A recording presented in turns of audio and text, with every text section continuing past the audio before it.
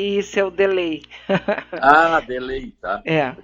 Mas, doutor Maia, sabe que Beatriz, para nós poder nos deleitar, temos que apertar o delay. aceitar o delay. É. As coisas Certo. vão se encaixando, né? Bom, Mas, doutor Maia, eu sim. estava pensando, como sempre, né? Um hábito, todos nós temos de pensar.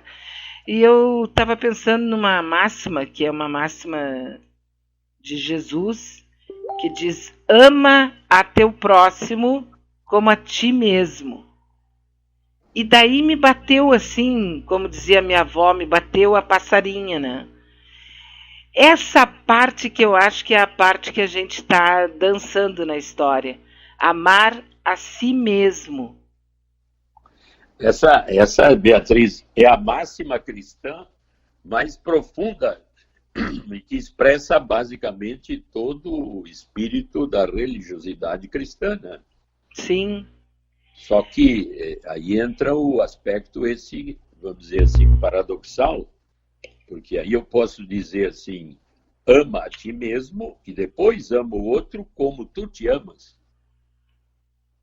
O grande problema é que o narcisismo do eu amar a mim mesmo me deixa tão voltado para mim que o outro provavelmente não está nunca à minha altura. Então, eu crio uma espécie de personalidade mais imatura, porque me acho e sou mais eu. Então, quando há qualquer problema ligado ao outro, quem é o culpado? É o inferior a mim, que não me ama como eu me amo, portanto, é ele que é o culpado de todos os problemas. Sim, porque é uma espécie assim de degeneração da mensagem.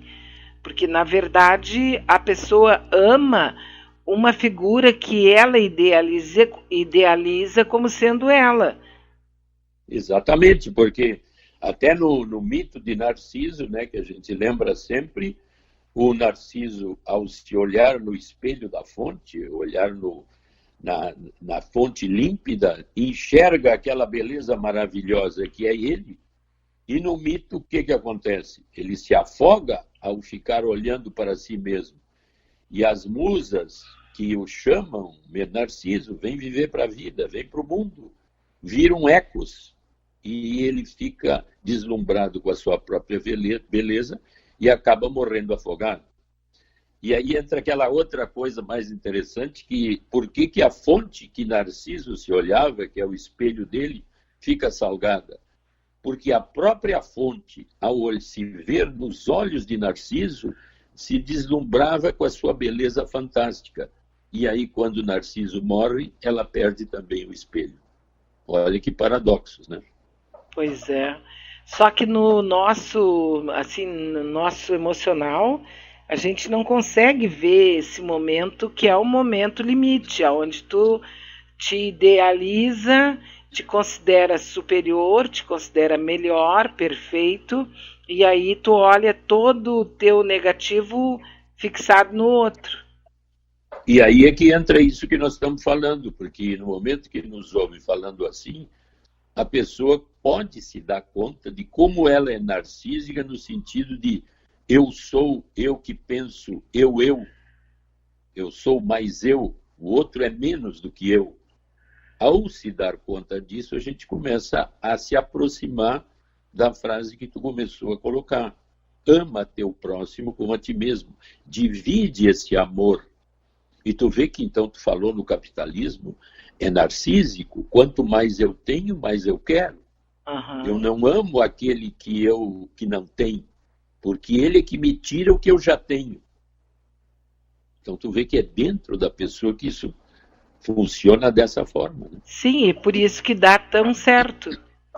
Claro, porque quanto mais eu, mas aí tu tem razão.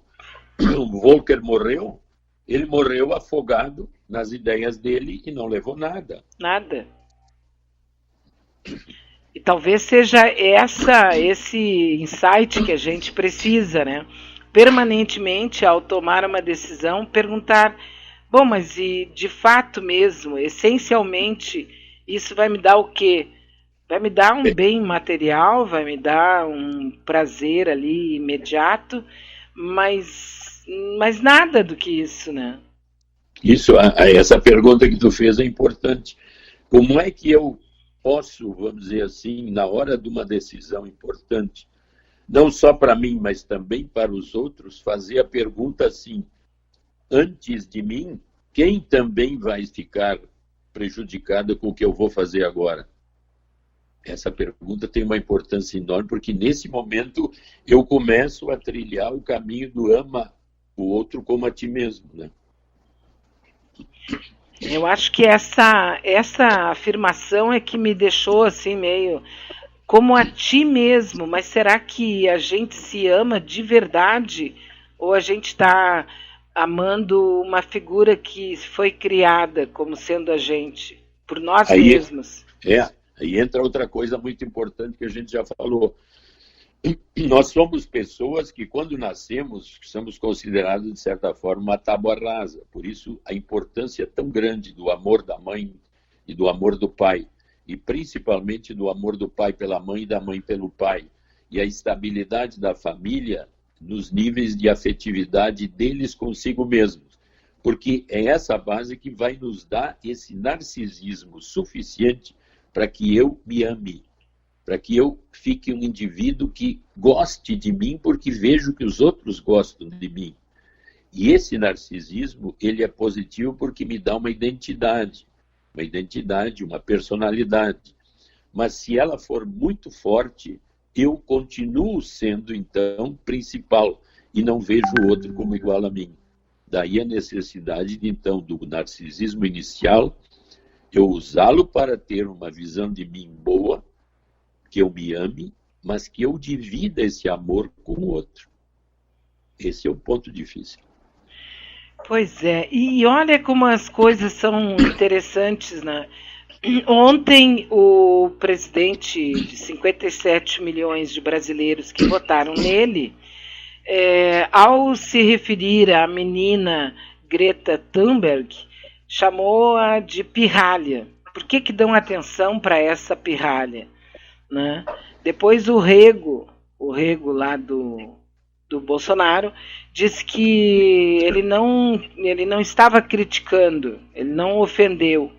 Quando a gente sabe que a ideia era dizer, essa pirralha, como a gente fala muitas vezes, né? O que esse pirralho está pensando? Vai te catar, né? Tu não tem capacidade e tal. Mas olha só que incrível, a revista Time, todos os anos, por esses dias, ela divulga e escolhe a pessoa do ano. E estava dividida entre várias personalidades, inclusive o povo de Hong Kong poderia ser identificado como a pessoa do ano pela revista Time, que não é comunista, né? Pois a revista Time escolheu a Greta Thunberg como a pessoa do ano. A personalidade do ano de 2019 é a Greta. Exato. Por quê?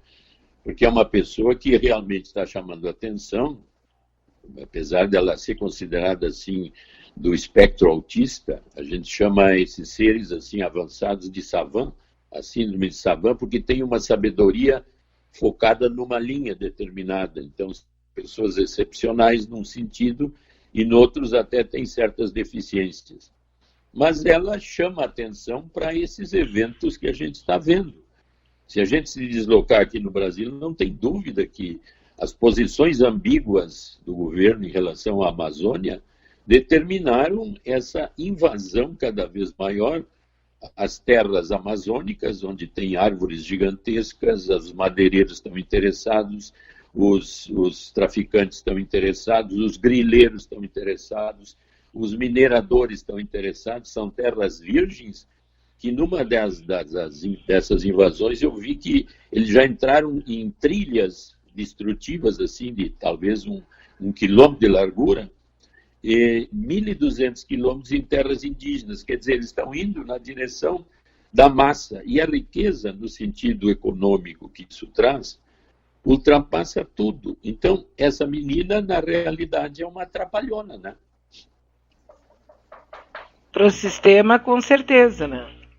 Ou para o sistema mais capitalista de ganho imediato, de exploração de minérios raros, de madeiras maravilhosas, de amplos espaços para criar gado, porque como a carne do porco na China subiu 300%, a China consome 1/5 da produção de carne do mundo hoje. Então, subiu 30%, 40% nossa carne. Imagina se eu tenho terras na Amazônia para criar gado a não sei quantos dólares a arroba. Quem é que me segura, né, Beatriz? Sim. Sabe eu acho que eu e tu nos seguramos, né? Sim, por causa da perspectiva que a gente vê o mundo, né? Agora, é uma coisa muito louca isso, porque é como se as pessoas tivessem... como é que a gente chama quando a pessoa está completamente sem controle? Ela está com... Esses caras, por exemplo, que estão invadindo a Amazônia, eles já estavam por ali há muito tempo, mas eles eram contidos pelas estruturas e eram contidos pela própria presidência da República, que em nenhuma outra década, em nenhum outro momento, liberou a ação deles. Eles estavam ali. Hein, Beatriz? Eles estão como os espanhóis quando chegaram no México e viram o ouro dos Incas, né? Sim. Acabaram com tudo, né? Os Incas nem sabiam do valor do ouro que tinham, quer dizer, os índios da época, né? Agora a terra é o ouro dos índios. Bom, então vamos matar os índios, né? Da mesma forma como os espanhóis fizeram. E os portugueses aqui, né? Quando também vieram, o Brasil era o ouro, né? E olha que tá difícil, viu, de segurar essa gente agora. Sim, porque o governo deu uma abertura que agora está tentando meio que se arremedar. Agora o Moro parece que mandou uma força federal para lá. Isso talvez impeça um pouco, mas não mandou para o lugar certo ainda, né? Pelo que eu vi. Devia ter mandado para um outro lugar onde há muito grileiro. E até essa convenção, né, tu viu, acho que tu falou, de dar as terras para quem está na terra, o tipo de maneira de eu dizer que a terra é minha ainda deixa muito furo. Né? O fato é o seguinte, né? Nós estamos diante de novos invasores com o apoio do Estado.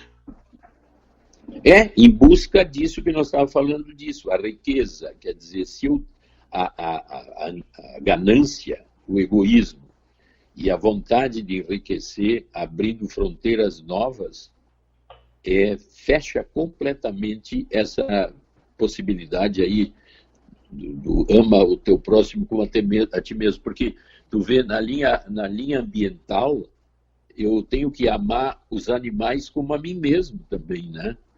Então essas invasões, essa destruição destrói N espécies e eu não estou nem aí para isso. Eu quero a riqueza e quero ficar com esse lugar que é o Eldorado no momento. E como lá os princípios deles, lá no fundão da Amazônia, praticamente inexistem, né? Eles estão ali naquela coisa do agora e ninguém está preocupado com ano que vem. Não, porque tu vê a morte desses índios agora, é porque eles têm um interesse muito grande em queimar aqueles lugares, derrubar a floresta. Eles fazem essas entradas assim de 1.500 quilômetros, de uma largura de 1 quilômetro, e depois passam para outro e vão fazendo faixas aonde daqui a pouco é só fazer o contato entre elas, né? E devagarinho vão indo, porque onde é que tem lei e possibilidade de eu me deslocar naquele lugar lá? Realmente a gente está numa situação assim, mas como a gente sabe que tudo tem tempo e tudo acaba, né? Então, provavelmente, muito antes do que a gente imagina, isso muda de novo, né? A gente sempre deve pensar assim no pêndulo, né? O pêndulo vai muito para um lado, mas quanto mais ele está de um lado, mais tendência a voltar para o outro, né? Agora, doutor Maia, como é